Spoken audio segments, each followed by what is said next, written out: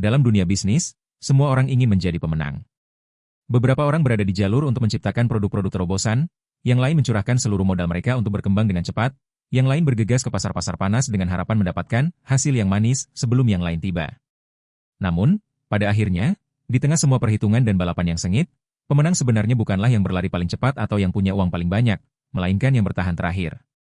Orang yang tidak menyerah, tidak terbawa oleh demam virtual, tidak terpuruk pada saat pasar sedang krisis, dan orang tersebut adalah orang terakhir yang bertahan. Dan dialah pula yang memakan semua buah-buahan ketika badai telah berlalu. Dalam Malam Bersama CEO, akan ada kebenaran yang masyarakat tidak ingin Anda ketahui. Yang terakhir bertahan, pelajaran bertahan hidup bagi para pebisnis. Kedengarannya sederhana, namun tidak semua orang bisa memahami dan menghayati filosofi The Last One Standing. Karena dalam bisnis, hal yang paling mudah adalah menyerah, dan hal yang paling sulit adalah bertahan dan terus maju ketika segala sesuatunya tidak menguntungkan Anda. Pasar suram, pelanggan menghilang, arus kas mengering, kerugian menumpuk. Pada saat itu, siapapun yang waspada dan berani untuk tetap tinggal akan mempunyai kesempatan untuk menyaksikan kebangkitan pasar dan dari sana menjadi satu-satunya yang tersisa untuk memakan seluruh bagian dari kue tersebut. Kisah dari filosofi-filosofi ini sebenarnya jauh lebih dekat dan nyata daripada yang kita kira. Coba lihat industri bisnis apapun, mulai dari penjualan online, pembukaan kedai kopi, hingga real estate, teknologi, atau keuangan, semuanya memiliki siklus yang jelas. Saat sepi, kamu akan hidup, tapi saat ramai, kamu akan mati. Ketika suatu bidang mulai menghasilkan keuntungan, banyak orang akan langsung terjun. Ada yang punya pengalaman, ada yang baru, ada yang punya uang, ada yang meminjam uang untuk bermain besar. Semua orang ingin mendapatkan sepotong kue yang menarik itu. Saat ini keuntungan masih ada, namun persaingan mulai ketat. Dan seiring berjalannya waktu, pasokan melebihi permintaan, harga turun, biaya meningkat, dan tekanan keuangan meningkat. Orang yang tidak berpengalaman, mereka yang hanya ingin bermain cepat dan menang cepat atau tidak memiliki cukup kekuatan untuk kalah lambat laun akan meninggalkan permainan. Pasar mulai memurnikan. Dan beberapa saat kemudian, ketika jumlah pesaing menurun tajam, permintaan tetap ada. Namun mereka yang gigihlah yang mendominasi pasar dengan mudah. Kami melihat ini di banyak tempat. Orang Tionghoa di Colon menjual mie, ketan, dan pho. Namun mereka tidak melompati industri, tidak melakukan ekspansi tanpa pandang bulu, dan tidak mengikuti tren. Mereka tekun dalam satu hal sepanjang hidupnya, bahkan anak cucu mereka hanya akan melakukan pekerjaan yang sama. Banyak orang bertanya-tanya mengapa mereka tidak mengubah arah untuk mendapatkan lebih banyak keuntungan. Namun ketekunan itulah yang membantu mereka mengatasi masa-masa sulit dalam profesinya. Dan ketika gelombang itu datang kembali, mereka tidak akan mempunyai siapapun untuk bersaing, dan mereka akan sendirian di pasar. Tidak hanya Tiongkok, banyak pelaku bisnis besar di dunia yang juga hidup dengan semangat mengikis kerugian untuk bertahan hidup. Amazon, selama 7 tahun pertama, hampir tidak menghasilkan keuntungan. Banyak juga investor yang menganggap Jeff Bezos gila karena terus memompa uang untuk ekspansi tanpa memperhatikan tingkat keuntungan. Namun, ketika industri e-commerce mulai memasuki masa booming, Amazon sudah memiliki fondasi, sistem, merek, dan kepercayaan dari pelanggan. Pesaing lain pada saat itu, meskipun mereka punya uang, sulit membukanya tepat waktu. Atau seperti Tesla, yang menghadapi kehancuran total, Elon Musk terkadang harus mengeluarkan uangnya sendiri untuk membayar gaji karyawan. Namun dia tetap tidak menyerah. Dan kini ketika mobil listrik menjadi masa depan dunia, Tesla menjadi yang terdepan dan menikmati semua hasilnya. Di Vietnam, pandemi COVID-19 telah memberikan tantangan pada hampir setiap industri. Toko-toko tutup, bisnis mengalami kesulitan, dan banyak karyawan kehilangan pekerjaan. Namun saat itu, ada orang yang tidak berhenti dari pekerjaannya. Kedai kopi telah beralih ke penjualan online, toko pakaian mulai melakukan siaran online, dan restoran kecil telah memasukkan makanan mereka ke dalam aplikasi pesan antar. Mereka tidak menghasilkan banyak uang selama waktu itu, namun mereka bertahan. Dan setelah pandemi berlalu, ketika banyak orang meninggalkan pekerjaannya, merekalah yang pertama berada di sana untuk kembali melayani peningkatan permintaan. Sekali lagi, yang terakhir bertahan, menang. Pasar tidak memberikan penghargaan kepada mereka yang berlari cepat, namun kepada mereka yang berjalan dengan lama. Mungkin Anda bukan orang terpintar, bukan orang paling kreatif. Namun jika Anda belajar lebih cepat, beradaptasi lebih cepat, bertahan dalam tekanan lebih lama, Anda akan menang. Dalam bisnis, tidak ada yang permanen, akan selalu ada fluktuasi, krisis, redundansi, dan pemutusan hubungan kerja. Namun setiap saat, siapapun yang tersisa akan menjadi lebih kuat. Masalahnya adalah bagaimana bertahan sampai akhir. Jawabannya adalah mengetahui cara memutar modal, mengetahui cara mengelola arus kas, mengetahui cara menerima periode kerugian, dan terutama terus menyesuaikan model untuk beradaptasi. Jangan terlalu berambisi untuk melakukan ekspansi dengan cepat jika fondasinya belum kokoh. Jangan berhenti dari pekerjaan Anda hanya karena Anda melihat industri lain menghasilkan uang dan bersaing. Jangan menyerah hanya karena orang lain berhasil. Anda tidak perlu membandingkan diri Anda dengan siapapun. Yang perlu Anda lakukan adalah bertahan cukup lama untuk melihat orang lain mundur.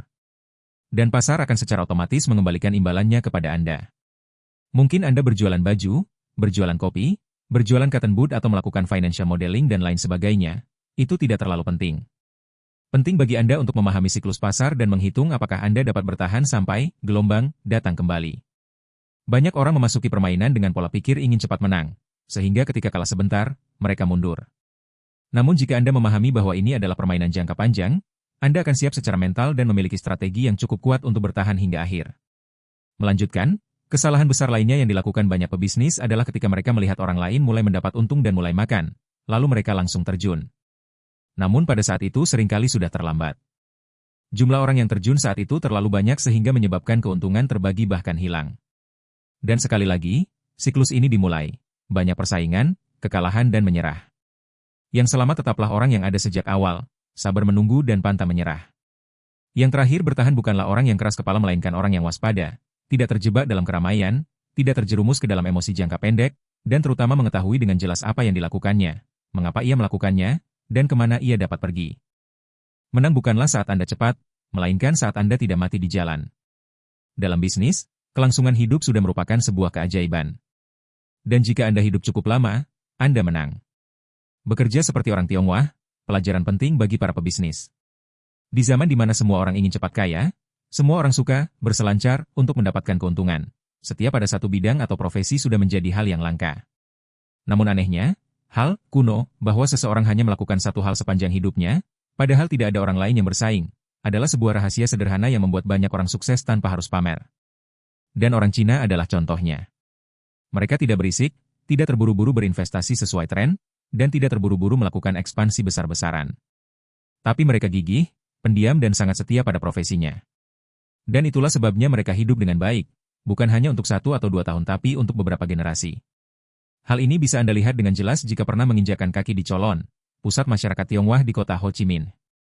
Ada toko pangsit, toko pho, toko teh, toko bahan bangunan, DLL yang lo.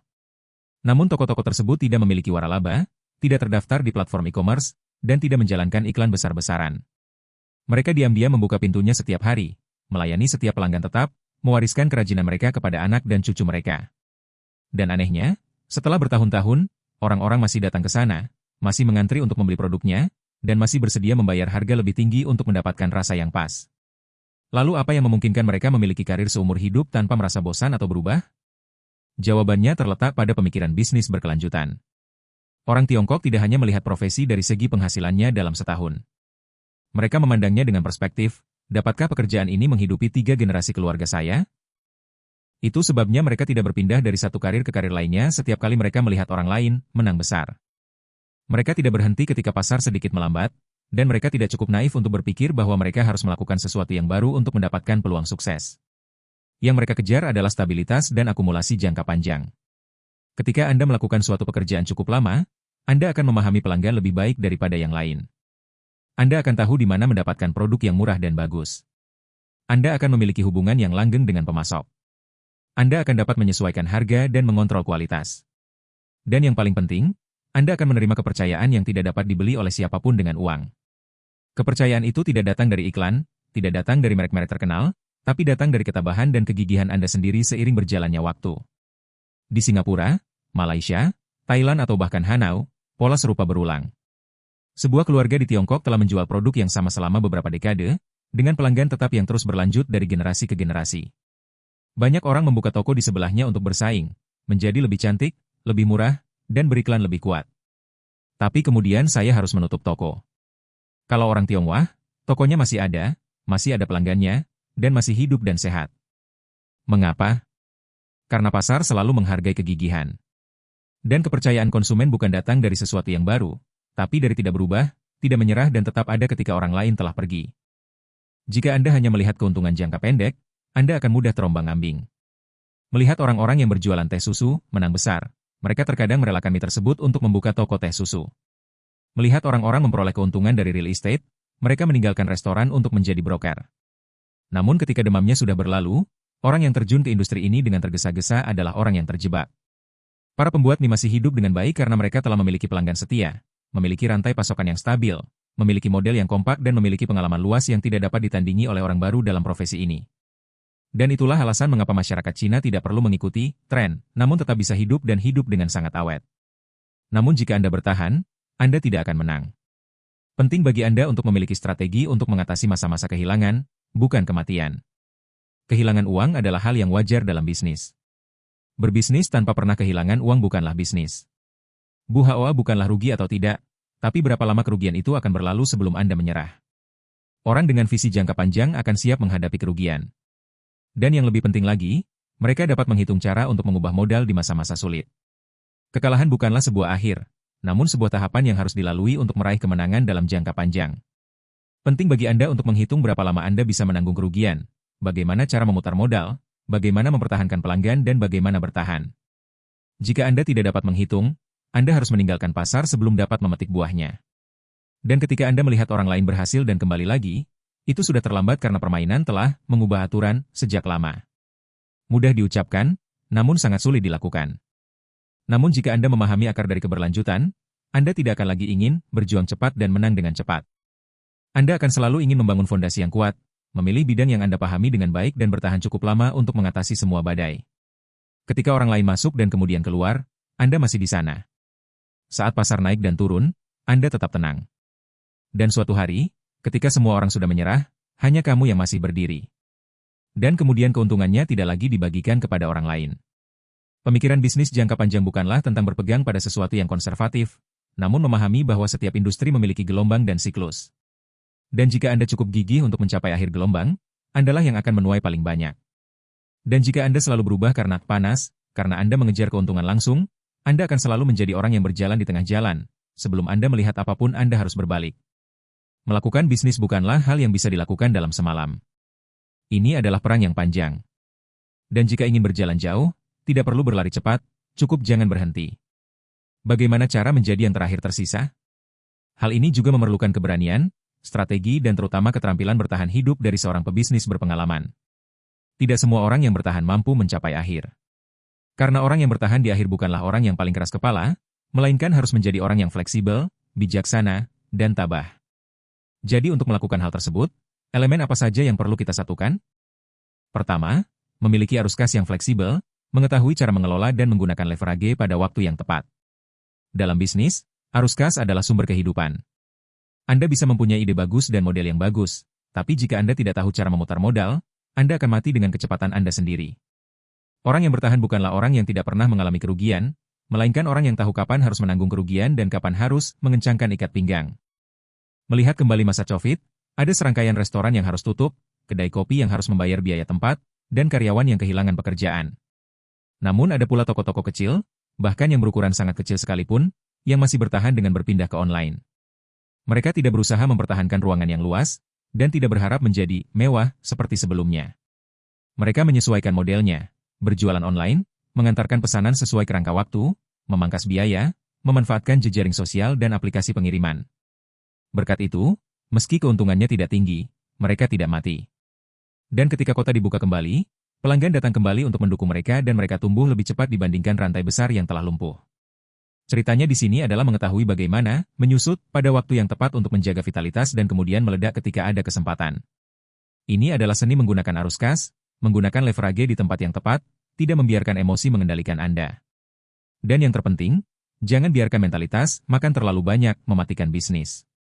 Kedua, jangan mengikuti tren, fokuslah pada medan perang yang Anda pahami dengan baik. Jebakan terbesar para pebisnis adalah mudahnya mereka terjebak dalam kegilaan yang bersifat sementara. Melihat orang lain membuat kursus online menguntungkan, saya pun melakukannya. Melihat orang lain berinvestasi di real estate, saya pun ikut terjun. Melihat orang-orang berhasil melakukan penjualan streaming langsung, mereka segera membangun studio. Namun pada akhirnya, kami tidak mengerti taman bermain seperti apa yang kami mainkan. Orang yang bertahan di urutan terakhir tidak perlu melakukan banyak hal, namun perlu melakukan satu hal yang paling mereka pahami. Tidak perlu industri yang panas, cukup cocok. Tidak perlu langsung untung, Anda hanya perlu bersabar. Karena Anda tahu di mana kekuatan Anda, mulai dari produk, jaringan pelanggan hingga kemampuan operasional, meskipun pasar berfluktuasi, Anda akan tetap mempertahankan keunggulan Anda. Sebaliknya, jika Anda hanya mengejar hal-hal baru, hal-hal yang dilakukan semua orang, Anda akan selalu terlambat. Tapi nanti, jika tidak ada yang lebih baik dari yang lain, satu-satunya cara adalah mundur. Bisnis tidak harus 100% kreatif, Anda hanya perlu memilih medan perang yang tepat dan bertahan di dalamnya. Ketiga, cepat menyalin, cepat belajar, cepat beradaptasi. Ini mungkin terdengar aneh, tapi kenyataannya dalam bisnis, terkadang pemenangnya bukanlah orang yang pertama kali mengemukakan idenya, tapi orang yang menyalinnya lebih cepat dan melakukannya lebih baik daripada orang yang memunculkan ide tersebut.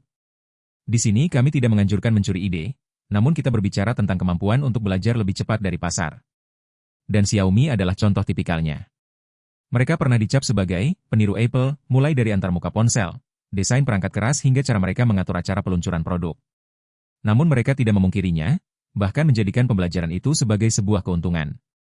Sementara Apple menyasar segmen kelas atas, Xiaomi meluncurkan lini produk serupa dengan harga lebih murah, cocok untuk pendapatan sebagian besar masyarakat. Mereka memanfaatkan kecepatan rantai pasokan Tiongkok dan kemampuan pemasaran lokal untuk mendominasi pasar hanya dalam beberapa tahun. Mirip dengan cerita Grab.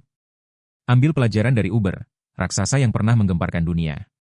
Namun Grab meraih kemenangan besar di Asia Tenggara bukan karena mereka memiliki lebih banyak modal, namun karena mereka lebih memahami konsumen lokal.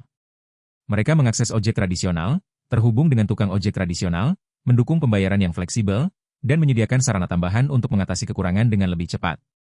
Meskipun Uber setia pada teknologi common denominator global, Grab memilih untuk melakukan lokalisasi secara menyeluruh. Akibatnya, Uber harus meninggalkan pasar, dan Grab menjadi startup unicorn di Asia Tenggara. Pelajarannya di sini adalah Anda tidak perlu menjadi yang paling kreatif. Anda hanya perlu belajar paling cepat dan menyesuaikan diri paling cepat untuk memenuhi kebutuhan aktual dengan sebaik-baiknya. Orang yang bertahan terakhir tidak perlu pergi jauh tetapi hanya perlu berada paling dekat dengan pelanggan. Dan faktor terakhir yang juga merupakan faktor tersulit adalah ketekunan. Di era digital, segalanya berubah setiap hari. Orang-orang menyukai hal baru, mengejar hal-hal aneh dan mudah kehilangan kesabaran ketika tidak segera melihat hasilnya. Namun kenyataannya kesuksesan dalam bisnis tidak pernah datang dengan cepat. Orang kaya bukanlah orang yang mempunyai 1000 ide, tapi orang yang mempunyai satu ide yang benar dan menindaklanjutinya. Mereka tidak mudah tergoyahkan, tidak mudah menyerah dan terutama tidak merusak rencana mereka hanya karena penurunan jumlah yang bersifat sementara. Lihat saja model tradisional yang sudah ada ratusan tahun seperti toko laundry, toko pertukangan atau restoran milik keluarga. Mereka tidak perlu khawatir pelanggan akan pergi, karena ketekunan dan konsistensi merekalah yang menciptakan kepercayaan. Di pasar di mana setiap orang terus berubah, stabilitas akan menjadi aset tak berwujud yang sangat berharga. Pasar bisnis ibarat hujan lebat, semua orang berlarian, semua orang basah kuyup, dan semua orang menderita. Tapi siapapun yang tahan dingin, tahan basah, dan siapapun yang tidak terburu-buru mencari perlindungan akan melihat sinar matahari paling awal. Terkadang orang yang sedikit keras kepala, secara sadar, adalah pemenang besar.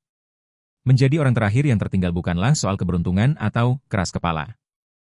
Ini adalah seni bertahan hidup yang strategis, membutuhkan pola pikir yang kuat, pikiran yang fleksibel dan pemahaman yang mendalam serta hati yang cukup kuat untuk tidak terguncang oleh gelombang besar. Bisnis itu maraton, bukan lari cepat. Pemenangnya bukanlah orang yang paling cepat melintasi 100 meter pertama, melainkan orang yang terakhir melewati garis finish dengan masih bernapas. Itulah pemenang sebenarnya. Keberadaan tidak sama dengan kesuksesan dan pelajaran bertahan hidup bagi usaha kecil. Setelah banyak bicara tentang filosofi, yang terakhir bertahan adalah pemenang, ada pertanyaan penting yang perlu ditanyakan. Apakah perlu bertahan lama untuk sukses? Banyak orang, jika mereka hidup dengan pola pikir, bertahanlah cukup lama, kamu akan menang, akan bersemangat untuk bertahan sampai akhir dan tetap berpegang pada model lama, melakukan hal-hal yang tidak efektif selama bertahun-tahun. Dan kemudian saya harus pergi dengan penyesalan. Oleh karena itu, sudah saatnya kita memiliki pandangan kritis untuk lebih memahami bahwa kelangsungan hidup bukanlah tentang hidup keras kepala, namun hidup secara fleksibel, cerdas dan strategis. Yahoo adalah contoh tipikal. Pernah menjadi pemimpin dunia internet, Yahoo memiliki sederet keunggulan dengan ekosistem yang kuat, jumlah pengguna yang banyak, dan merek yang besar. Tapi mereka tidak berubah seiring waktu. Mereka kehilangan kesempatan untuk membeli Google dengan harga murah, melewatkan gelombang jejaring sosial, dan kehilangan pasar pencarian karena Google dan pangsa pasar konten karena Facebook. Teknologi-teknologi tersebut masih ada selama lebih dari 2 dekade, namun kini mengalami penurunan dan tidak lagi memainkan peran utama dalam ekosistem teknologi. Hal yang sama berlaku untuk Nokia. Selama masa keemasan, tidak ada yang menyangka bahwa nama ini akan terlupakan. Namun ketika ponsel pintar muncul, perubahannya terlalu lambat. Mereka masih ada, namun hanya bayangan dari diri mereka sebelumnya, tidak ada lagi yang melihat Nokia sebagai pemimpin. Oleh karena itu, kelangsungan hidup bukanlah tentang berumur panjang, tetapi tentang hidup dengan cara yang benar, pada waktu yang tepat dan arah yang benar. Yang penting bukan bertahan atau tidak, tapi dalam kondisi apa. Apakah Anda masih punya modal untuk berbalik? Apakah Anda menyesuaikan strategi Anda? Apakah Anda terus mengoptimalkan proses, atau belajar dari pasar? Jika jawabannya tidak, maka meskipun Anda bertahan 10 tahun lagi, Anda hanya akan menjadi orang yang mampu bertahan, bukan orang sukses. Bertahan sudah cukup untuk memiliki kesempatan membalikkan keadaan. Bagi usaha kecil dan pemula, pelajarannya jelas, tidak perlu cepat, asal jangan mati. Tidak perlu melakukan ekspansi besar-besaran, tidak perlu menambah modal besar, tidak perlu merebut pangsa pasar dengan cara apapun. Mampu bertahan melewati masa tersulit saja sudah merupakan keajaiban. Berbisnis ibarat berenang di lautan. Anda tidak harus menjadi perenang tercepat, asal jangan tenggelam. Kebanyakan startup gagal bukan karena produknya jelek, tapi karena kehabisan uang sebelum produknya diterima pasar. Mereka mati di tengah jalan karena terlalu ambisius, memaksakan diri di saat yang tidak tepat, dan tidak siap mental menghadapi kejatuhan yang berkepanjangan. Jadi jika Anda sedang melakukan sesuatu, jangan terburu-buru. Fokuskan seluruh energi Anda pada satu hal dan selesaikan, tekun dan jangan terganggu oleh peluang lain. Sebuah peluang hanyalah sebuah peluang ketika Anda cukup kuat untuk mengambilnya. Jika setiap hari Anda tertarik pada sesuatu yang baru, Anda akhirnya tidak melakukan apapun. Bersiaplah untuk dipandang rendah, dikritik, dan diragukan. Ada kalanya Anda akan merugi besar, ada kalanya pelanggan tidak membeli, arus kas negatif, dan karyawan berhenti. Namun mengetahui bahwa Anda masih bernapas, masih hidup, masih tenang, Anda masih bisa membalikkan keadaan. Ketahuilah bahwa jika kamu tidak menyerah, masih ada harapan. Mungkin hari ini Anda dikritik karena berbuat terlalu sedikit, tidak berpikir besar, tidak berani, go big or go home. Namun 3 tahun dari sekarang, ketika pasar dimurnikan, ratusan pesaing menghilang dan Anda masih bertahan, Anda secara alami akan menjadi penguasa atas lahan yang ditinggalkan orang lain. Dan kemudian Anda tidak perlu bertengkar karena Anda satu-satunya. Yang selamat terakhir bukanlah yang terkuat, tapi yang paling fleksibel. Bagaimanapun, pemenangnya bukanlah orang yang memiliki uang paling banyak, bakat terbaik, atau kreativitas paling banyak, namun orang yang paling fleksibel, paling gigih, dan paling waspada. Karena di dunia yang berubah setiap hari, hanya adaptasi yang bisa bertahan hidup. Pasar selalu memiliki siklus, terkadang demam, terkadang dingin, terkadang langka, dan terkadang berlimpah. Dan tidak ada orang yang selalu benar, tidak ada orang yang selalu menang. Namun jika Anda cukup waspada untuk melihat kapan harus meledak, kapan harus berkontraksi, dan kapan harus beristirahat, Anda sudah lebih baik dari 90% orang lainnya. Sebab kebanyakan orang menyerah ketika merasa gagal, padahal yang bertahan seringkali belum tentu yang terbaik, melainkan yang pantang menyerah. Di zaman yang penuh ketidakpastian ini, bertahan hidup bukan hanya sekedar syarat untuk sukses, namun bertahan hidup sudah merupakan salah satu bentuk kemenangan. Di pasar di mana segalanya bisa hilang dalam semalam, mulai dari teknologi hingga tren, dari keyakinan hingga peluang, orang yang masih berdiri saat ini adalah orang yang berhak menentukan hari esok. Jadi, jika Anda merasa lelah, skeptis, atau bimbang di tengah jalan bisnis yang bergelombang, ingatlah bahwa Anda tidak perlu terburu-buru, asal jangan mudah melakukan kesalahan. Tidak perlu berbuat banyak, lakukan saja dengan benar. Anda tidak perlu langsung menang, asal jangan meninggalkan permainan terlalu dini. Dan pada akhirnya, ketika semua orang harus mundur, Anda yang masih bertahan, masih belajar dan menyesuaikan diri setiap hari adalah orang yang akan menuai semua buah manis yang dihasilkan permainan bisnis tersebut. Podcast berakhir hari ini. Jika menurut Anda ini menarik dan bermanfaat, silakan beri saya suka, bagikan, dan berlangganan. Sampai jumpa di episode podcast berikutnya. Dan sekarang ucapkan selamat tinggal.